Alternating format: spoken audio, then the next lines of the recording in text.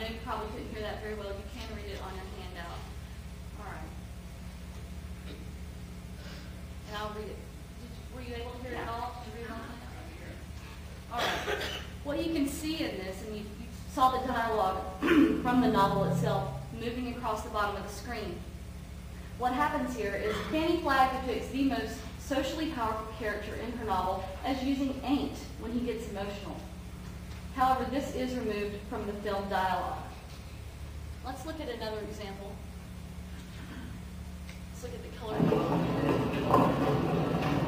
That's it.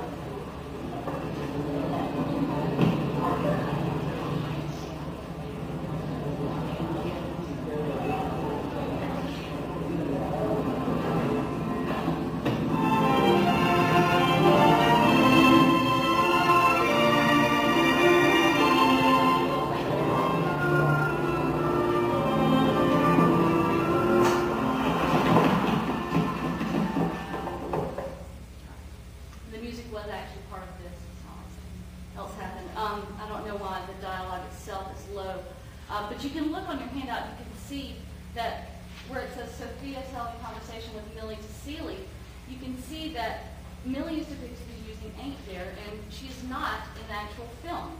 In fact, Sophia does. Another film adaptation that changes the use of ain't is A Time to Kill. In the novel, ain't is used by lawyers, judges, sheriffs, and other socially powerful characters. In the film, the poor African-American characters and the bigoted European-American characters are the ones depicted using ain't. In fact, the stigmatized form is added to their speech in some cases. The typical ain't user is seen here in A Time to Kill.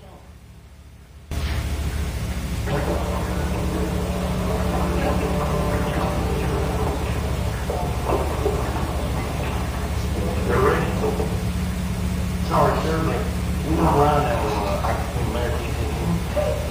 There was a car, you and Mr. Williams to come. Hey, I am. So we can see in these film depictions, ain't seems to be used as an icon of those characters with less social power, often corresponding with lower education levels and lower socioeconomic status, and then it's removed from the speech of the most educated speakers and the ones who have the most social power. Those ain'ts used by educated speakers, like lawyers and judges, are erased. This alters the use of ain't found in the novels, which we should remember were written by Southern American English speakers. The use of y'all in the film adaptations also merits mention. In Still Magnolias, which maybe has one utterance you could perceive as having you all, Bernstein and Torrey have commented on the absence of Southern English's most well-known pronoun. Even this you all is gone from the film. In fact, the ain'ts that were present are gone as well. Midnight in the Garden of Good and Evil does contain some occurrences of y'all, but one in particular has been added. The following clip shows the character Mandy going to see John Kelso, whom she knows is staying in Savannah alone, and knows is currently alone in his house.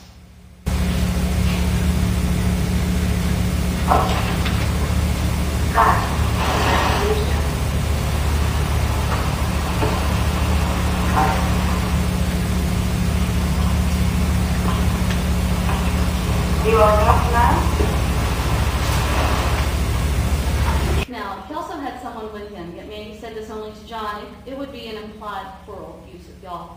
While I can see that one might interpret this use as, for example, of being extra Southern, her being a very nice Southern belle, in this case, its possible effect for someone unfamiliar with Southern English is the impression that we use y'all and you all with obviously singular meanings. This involves a case of y'all and you all as an icon of Southernness, and in a way, it distorts the pronominal system of Southern English, exhibiting recursivity. Now let's look at multiple modal verbs, which seem to be very frequently used in Southern English varieties, as I've seen, but seem to fall below the linguistic radar of filmmakers in some cases. The only example I have of a change in their usage is the removal from a might could from A Time to Kill. I have to tell you, I was very excited when I found one. That was the first one I found in my research. It is said by the sheriff that you saw earlier in the clip. However, this removal is not an example of erasure. It is one of the things that we have to consider as a plot change from the novel to the film. So I can't see that it's related to language ideology. I have one multiple modal that's in one work that doesn't come from a novel or play. Excuse me. We'll have to watch this one again for a minute if you don't mind.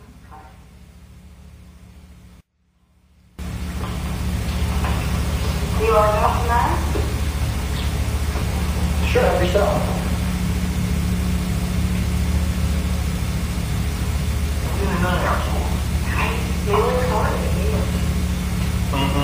No, it's on this good stuff now. Come on now, there's a lot of research on right like this and done there. Think about it, Linda. You know what he down there? Sure.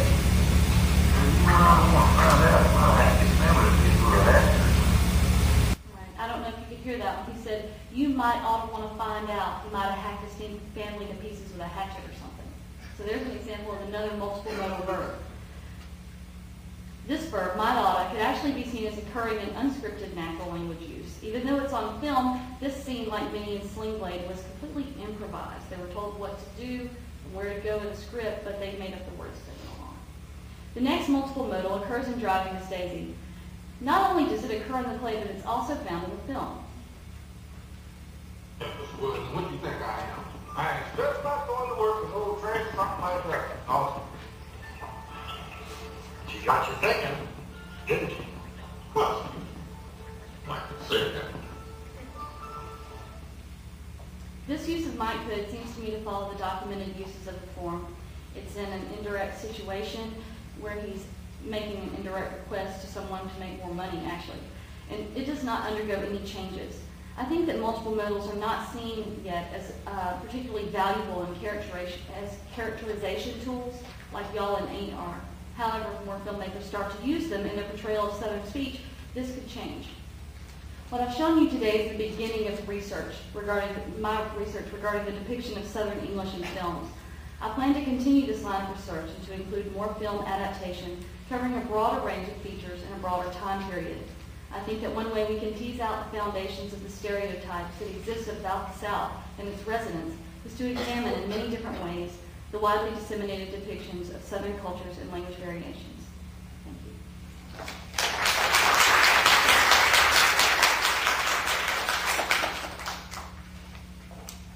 We have 5 minutes for questions and answers. So,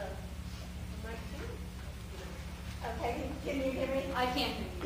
Anyway, I just wanted to mention that I saw and counted the mic hoods at one time in Richard North Patterson's The Outside Man, and it's actually clearly used as an icon of Southern identity in that book.